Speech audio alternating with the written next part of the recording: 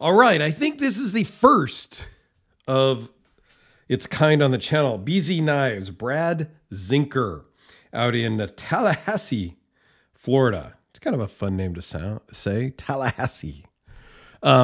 Anyway, Brad Zinker Knives. If you're interested, reach out. This came from my buddy Joseph. This is, I don't know what to call this. Is this a small knife? Is it a bigger knife? Is it just a slim down knife?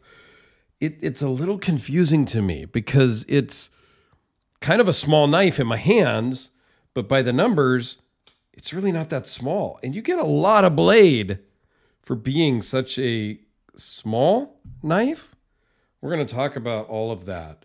So this is the Urban Trapper in a drop point. Now this is the custom version.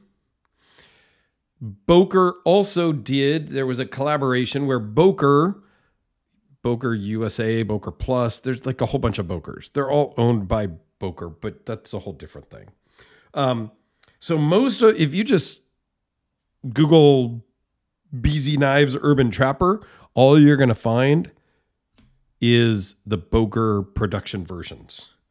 Now, this is the drop point. There's a Tonto version, and you can search around a little bit and find the customs. You kind of have to put in Brad Zinker Urban Trapper Custom, and then you'll come up with them. It's a very cool, plain, basic user knife. Brad really kind of he's been making knives for a long time. He's part of the Knife Makers Guild, the Florida Knife Makers Guild, I think it is also. It does great work, but he's really known for having thin, slim knives. And this one is overall only 0.337, so it's a very slim knife. It's kind of in keeping with the Spyderco Delica. The Delica is maybe, I don't know, these are very similar. Like, let me zoom in. And this is probably a pretty good comparison knife. So yeah, it's very similar in thickness. And if I zoom out just a little bit, the Spyderco Delica is slightly longer overall.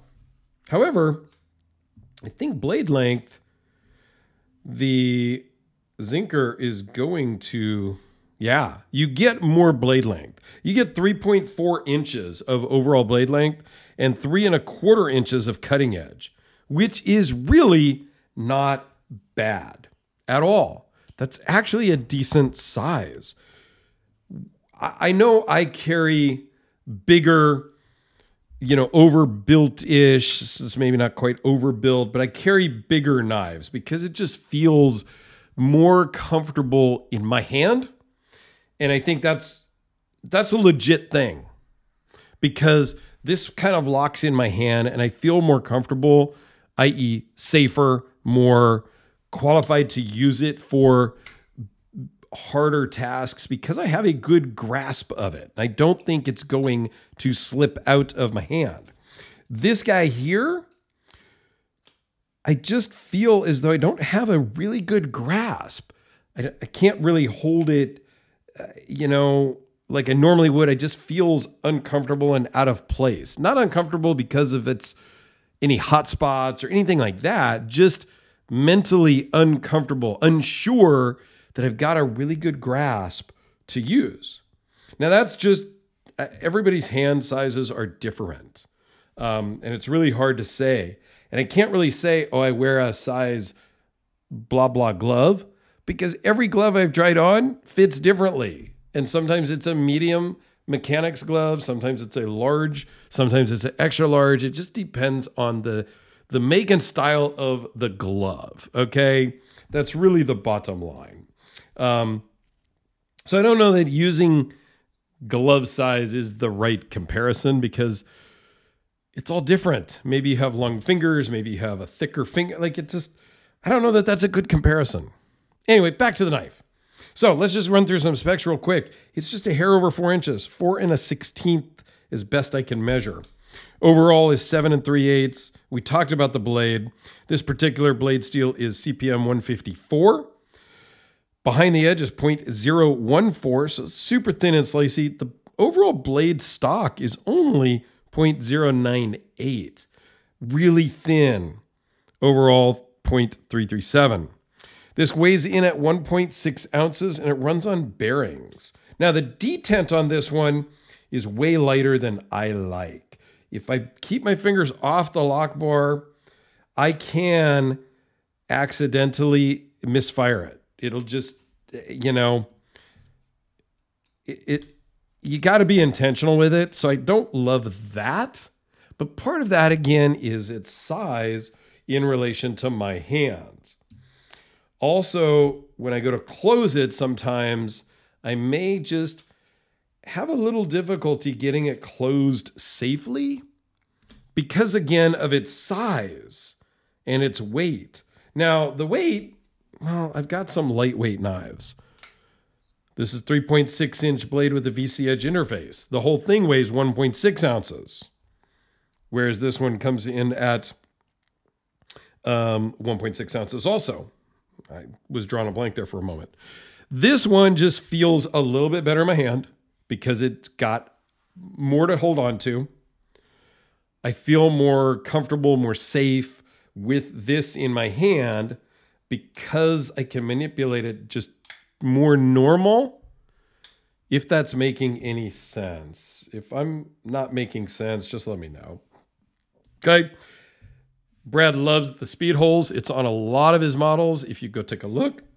So all in all, I think it's great. Runs on bearings if I didn't say that. Now the pocket clip almost is out of place on this knife because it's small and thin and slim knife, but then you get this big old pocket clip.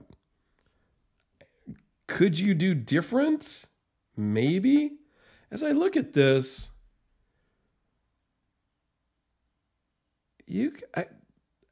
what's interesting is you can't get the screws out of there, but you can get the tool in to loosen them. Now, a lot of times, I think this one here has a hole, you know, it's recessed in, right? But you can, as you unscrew this, the whole screw will pop out through that hole.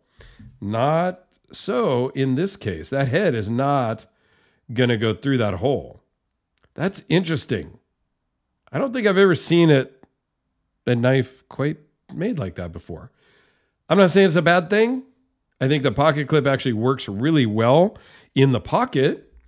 It's just, I don't know. I'd like it a little more slimmed down to more match the slimness of the knife, if that makes sense. All right, let me give you a couple of other quick size comparisons with the Sharpie, with the Kubi, which is the one that just had that pocket clip, comparison. And just because, how about the RJ Martin Q36SS, which stands for super slim? Let's see how it compares to this. Actually, the RJ Martin is slightly thicker, but it still does hold up to that super slim moniker. All in all, I think this is a great knife. They aren't cheap, but they are custom knives. I don't know the exact price of this one, but some of the other versions I saw with the Tonto blade and things like that were in that $700 to $800 range. So you're getting what you pay for. I'm not saying that that's the greatest price in the world, but these are handmade custom knives. It's different than a production knife. So price is relative and price is what you are willing to pay. I have done other videos on pricing. You can go find them. We will probably do another pricing discussion on the EDC Hour at some point, which is my live stream that happens every other Friday. My co-host Alex and I get together with and without guests. Go check us out. It's here on this channel. Give us a like over there and come and hang out with us every other Sunday. So anyway, thanks for watching. Have a fantastic day, and I'm out.